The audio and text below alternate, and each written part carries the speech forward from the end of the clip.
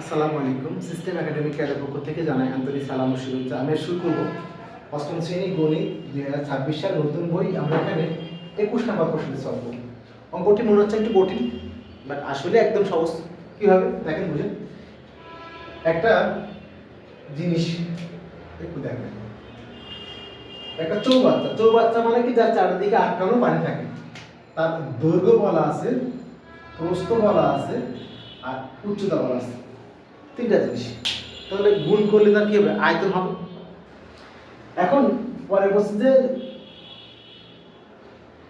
একটি খালি চৌবাচ্চায়, একটা চৌবাচ্চা মধ্যে ছিল, খালি ছিল। এখন একটা এর মধ্যে কোন একটা ঘনবস্তু যে কোনো ঘনবস্তু রেখে দিছি।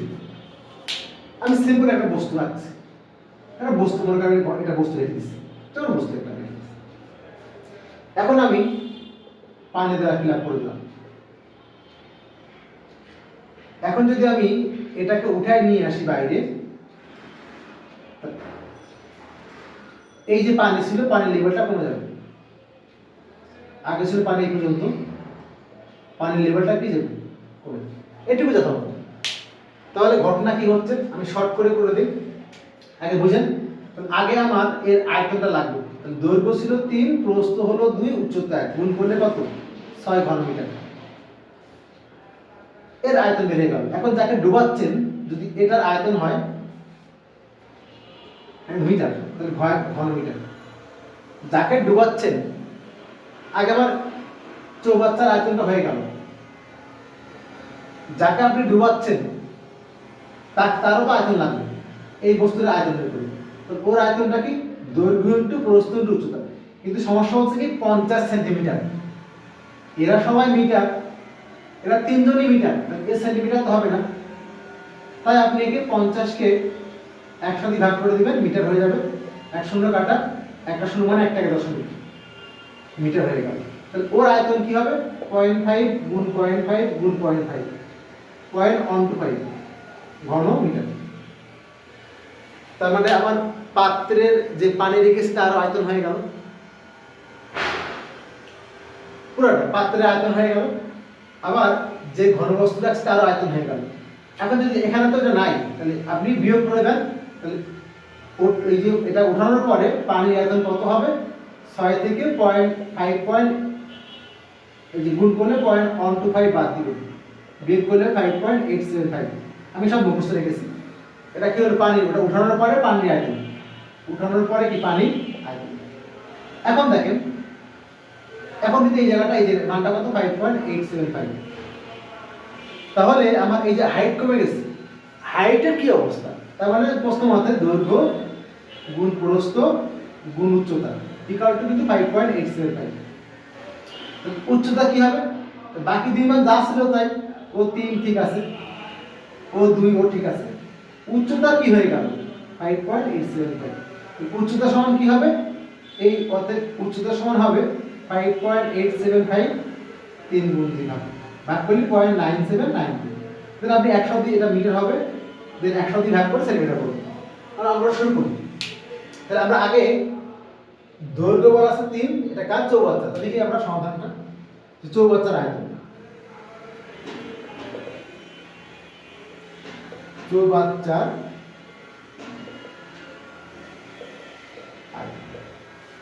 দৈর্ঘ্য গুণ প্রস্থ গুণ উচ্চতা, তিনটাই মিটার। তাহলে ঘন মিটার 6।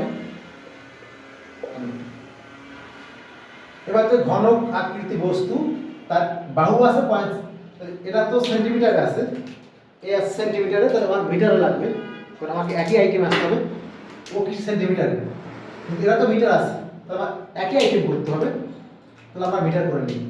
দেখি নিরেট ধাতব ঘন, ধাতব ঘনকের দৈর্ঘ্য কত আছে? 50 সেন্টিমিটার, 50 সেন্টিমিটার। তাহলে এটা আমি মিটার করতে হবে, কারণ যে তিনটাই মিটার, তাহলে এটাকে ওইটাই নিতে হবে, যেটা বেশি সেটা করতে হবে। শূন্য কাটা, একটা শূন্য মানে 1 টাকা দশমিক, 0.5 ঘন মিটার। যেখানে ভাগ করবে সেখানে ঘন মিটার। এই দশমিকটাকে ক্লিয়ার করার জন্য একটা শূন্য আগে, যদি ওর দৈর্ঘ্য হয় এর যদি আয়তন হয়, যে চৌবাচ্চা তার যদি আয়তন হয়, তাহলে এরও কি লাগবে? আয়তন লাগবে। তাহলে দেখেন অতএব ঘনকের আয়তন, একই ছাড়া তো দিয়ে যাবে না। 0.5 এর কিউ করতে পারেন, অথবা 0.5 গুণ 0.5 গুণ 0.5 তিনটে ভাগ পেয়ে গুণ করতে পারেন ঘন মিটার। একই জিনিস 0.5 এর কিউ করা যায়, অথবা এটা 0.125 ঘন। ঠিক আছে, তাহলে আপনি পাত্র ছিল, তার মধ্যে খালি অবস্থায় ঘনক ছিল। এখন যদি ঘন পানি ভরা উঠায় নিয়ে আসেন, পানি কমে যাবে। তাহলে দেখেন ঘনকটি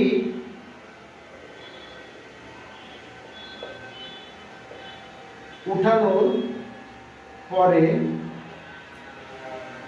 পানির আয়তন আগে ছিল 6, ওখান থেকে তার ছিল 6, এখান থেকে হলো এর যে আয়তনটা 6, এখান থেকে এর আয়তনটা এটা বাদ দিন, তাহলে তোমার হয়ে গেল 0.125 ঘন মিটার। বিয়োগ করলে 5.875। আমি সব মুখস্থ রেখেছি, আপনি চাইলে মানে কি করতে পারেন। এটা হলো পানি থেকে, মানে যখন আগে তো খালি ছিল, উঠে নিয়ে আসছি, আপনি একটা পুকুরের দৈর্ঘ্য প্রস্থ বা চৌবাচ্চা চারিদিকে আটকানো, ওকে চেঞ্জ করা যাবে না। পানি হাইট বাড়বে বা কমবে। এখন দেখেন যখনই আমার উঠালাম এটা হয়ে গেছে, তাহলে কোশ্চেনে বলুক আর না বলুক উচ্চতা চেঞ্জ হবে, কারণ চৌবাচ্চা বা পুকুরের তো দৈর্ঘ্য প্রস্থ চেঞ্জ হবে না। একটা চৌবাচ্চা চারিদিকে আটকানো, এর দৈর্ঘ্য প্রস্থ তো ফিক্সড। পানি, এই পানিটা বাড়বে, এই যে আগে ছিল এইটুকু, এটা কমে গেছে। তাহলে এখানে প্রশ্ন মতে দৈর্ঘ্য গুণ প্রস্থ গুণ উচ্চতা, তিনটা জিনিস গুণ করে কিন্তু আমার 5.875, বা দৈর্ঘ্যের মানটা 3, প্রস্থ হলো 2, আমি চাচ্ছি উচ্চতা, যে উচ্চতার কি চেঞ্জ হবে, এই যে উচ্চতা বা গভীরতা। তাহলে এখানে আমি গভীরতা রেখে প্রশ্নের গভীরতা বলছি, উচ্চতা গভীরতা একই জিনিস 5.875। অতএব গভীরতা সমান, এ চাচ্ছেন এই মানটা নিচে যাবে, গভীরতা সমান 5.875 বসে গেল, এই 3 আর 2 যাবে নিচে, 3 আর 2 আমি এখানে করে দিলাম। এটা ভাগ করলে হবে 6 দিয়ে ভাগ করলে 0.9795, এটা মিটার। এখন একটা জিনিস মিটার, বাট আমি এখানে চাইতেও পারতাম, বাট আমি একটু চেঞ্জ করে দিলাম। অ্যান্সার 0.9795 গুণ হলো 100 সেমি সমান 0.9, এই 2 ঘর টান দেন 9792 হবে, 9792 মুখস্থ রাখিস তো সেন্টিমিটার।